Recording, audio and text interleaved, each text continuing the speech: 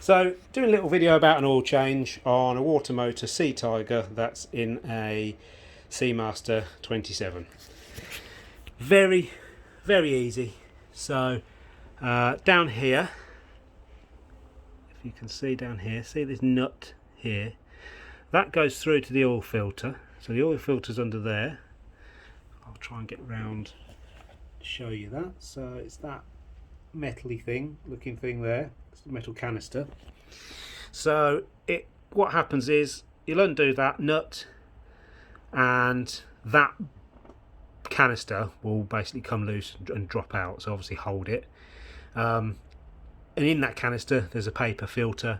I believe there's a few different versions of these. This is the standard one with the standard length filter on. There are some ones that have got shorter filters, and I think the later ones actually have the ones that are more like cars, where you sort of screw and unscrew the actual canister and the whole thing gets replaced.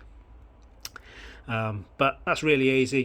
Put the filter back in, and it has a little rubber washer around the top of the canister as it goes back in, and just bolt it back on, nice and easy.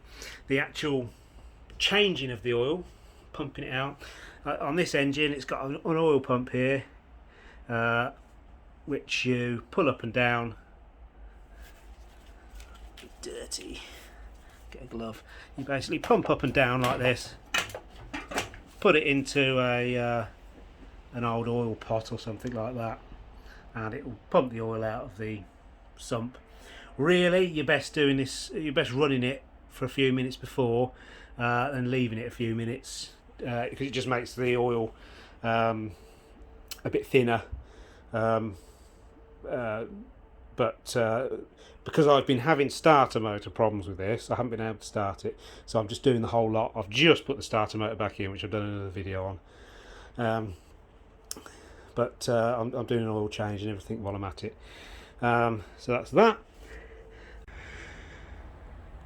So putting the oil back in, see, I've taken the dipstick out, which was down that part of the engine, and you can see the levels on there. You can see danger under the darker line, and then the full level, so you want it to be somewhere in between that thick line, I guess, and full.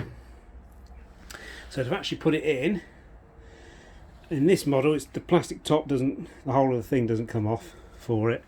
It's got a little black thing that comes off the top, or at least that's come off more easily than the other, and it allows me to fill that up. So that comes off, and I'm pouring the oil in there, and I shall keep checking the level until I get it right. I've got a puppy pad here just to try and catch any oil spills. It's a good idea to use, in this sort of environment, to use some sort of oil absorbent material. You can actually get proper oil absorbent pads and that to put down. I've just used a puppy pad because we've got a new puppy, and it didn't take long to puppy train, so we've got tons of puppy pads left, and they absorb it pretty well. So that's basically it. Pouring that in there, checking the levels, be full up, and job done. The oil change is complete now. Put the cap back on, give it a wipe over. This is the oil I used. I got this from Sheridan Marine.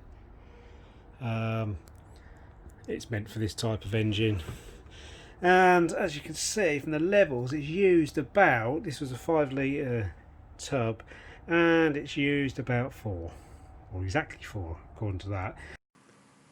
I shall be adding a bit more probably later, once I've started the engine, run it through a bit, let it circulate, let it get into the new oil filter.